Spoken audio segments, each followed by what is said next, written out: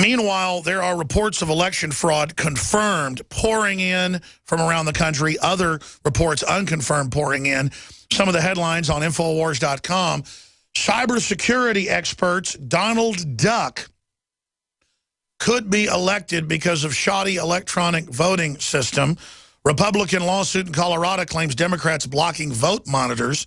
Touchscreen flips votes in key Senate race. You guessed who it flipped it for. All over the country, it's flipping it for the Democrats. Obama basically said in Chicago a few weeks ago, vote like Chicago. You can vote all week. I'm not saying vote repeatedly. Ha, ha, ha. The whole country isn't Chicago. Well, this is kind of the Chicagoization when it comes to the big city machine of everything. Now continuing, NASA warns California drought could threaten U.S. food supply. There will be some definite changes. Oh, presidential crimes then and now. Are human beings being born to be conformist? That's some of the news up on Infowars.com and PrisonPlanet.com. The Republican leader in the Senate, McConnell, who's set to be the leader of the Senate, if Republicans take the Senate, says there is a chance to begin to save the country. Really? When the Republicans helped write Obamacare? Really? When you guys have been pushing amnesty too? Really? When former top Nixon insider says the main enemy is the Tea Party today? Let's go out there and sock it to them. Republicans sense power shift. Washington Post, 98% chance now. They were saying 90% yesterday that Republicans will take the Senate. CNN says 95%. New York Times says 75%, up 5 points from yesterday. Paper says, where did Obama go wrong? Well, he did his job. He's meant to take the blame for the globalist agenda. They'll hand it over to a new puppet. That's why they don't want the Tea Party, because it might not be totally controlled. Campaigns track voters to the polls with digital tools.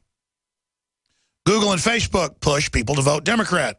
Most ads on Obamacare, spending, and immigration. Law enforcement gives dire warning. Says executive amnesty, that means tyranny, that means dictatorship. That's what dictatorship means, is executive, will unleash tidal wave of illegals. Well, we already have a tidal wave. So you mean tidal wave after tidal wave. Obama forces insurance industry to withhold 15 price increases until after election. White House strategist says Dems running from president look like chicken bleep. GOP win would put Fed under microscope. That's the private Federal Reserve that calls itself the Fed. Maybe I should just call myself the Fed. Open a big building, start printing money. Guide to what to watch on election night. We're going to break that down. Harry Reid's fateful evening as he collapses. 30-year-old Republican set to be youngest Congresswoman ever. GOP women set to make history and huge gains. Connecticut vote mess, no monitors, missing registration books, broken machines, thieves steal digital voter info box from D.C. polling site.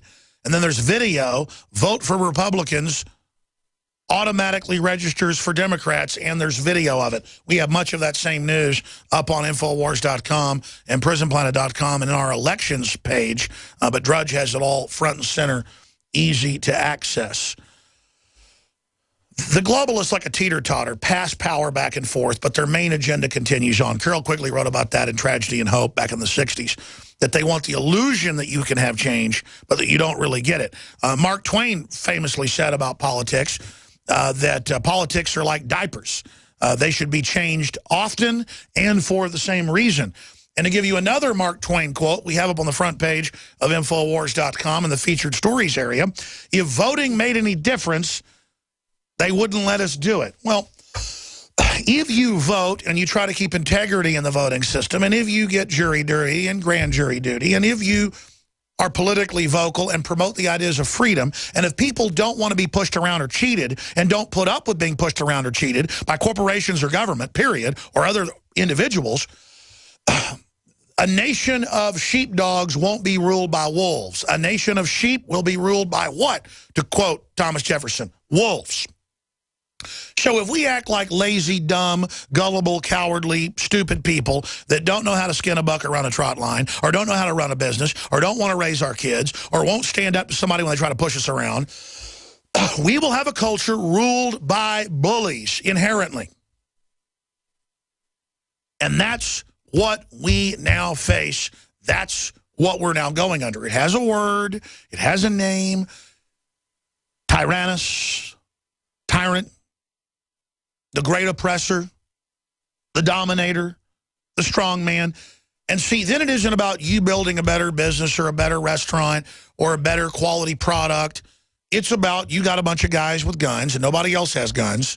Like Mao Zedong said, political power goes out of the barrel of the gun. Biggest mass murder in history. The David Rockefeller praised in the New York Times when Mao Zedong died in 1976, or was it 77?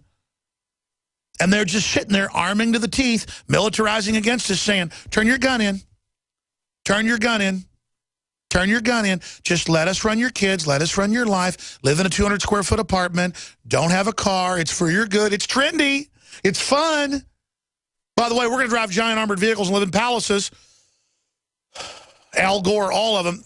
This is a criminal network using your good nature to bamboozle you. And this is where it all really started. Americans were the most untrusting of government, the most inventions, the most aggressive. Other foreign countries wrote about it. The worst people to get in a fight with, the worst people to mess with, the best people to be in business with. We were exceptional. Because whether you were Native American or a black person or a white immigrant or whoever you came from incredible wars and conflict, and you had to be tough, and it was rough, and people didn't play games. And if you were rude to somebody, they'd say, hey, apologize, or I want to meet you in the street right now with swords.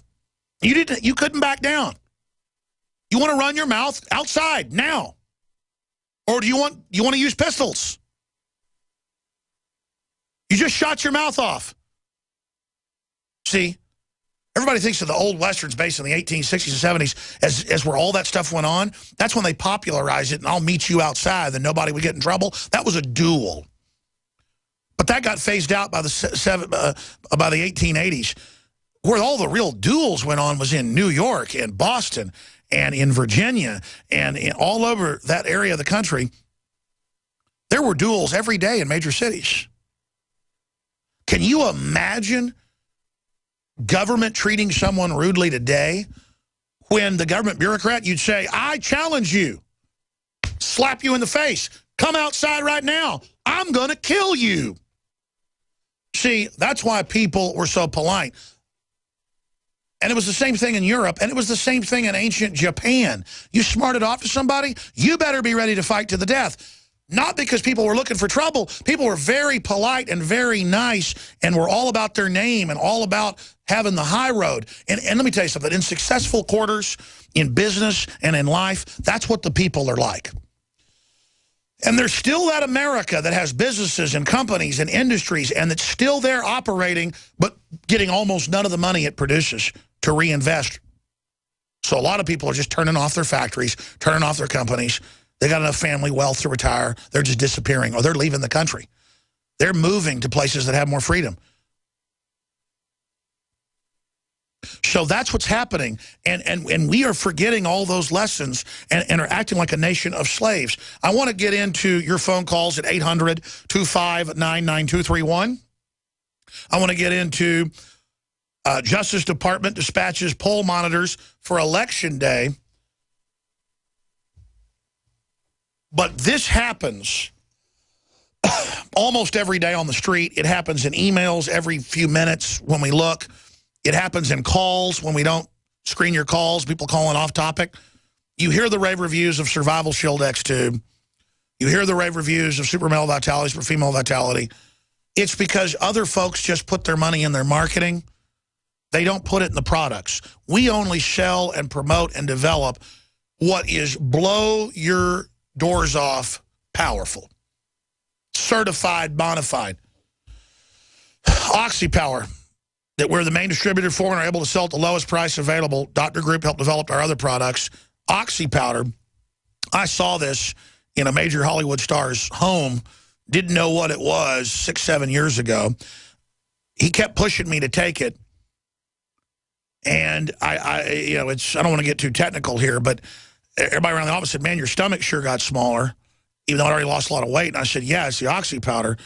It's time-released oxygen in the intestines, and it's not like the herbs that are painful and all the rest of it, or chitosan that scrapes to the walls of your guts, this stuff just flushes it out painlessly.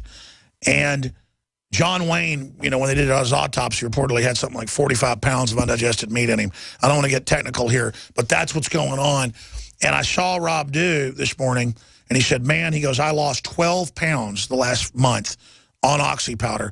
And he's in good shape. We go tubing all the time, his kids, my kids, his wife, my family. And, you know, he's muscular in good shape. He has a little bit of a pot belly. A little one, tiny. It's gone. Because there wasn't fat there. His stomach stuck out. It's gone. And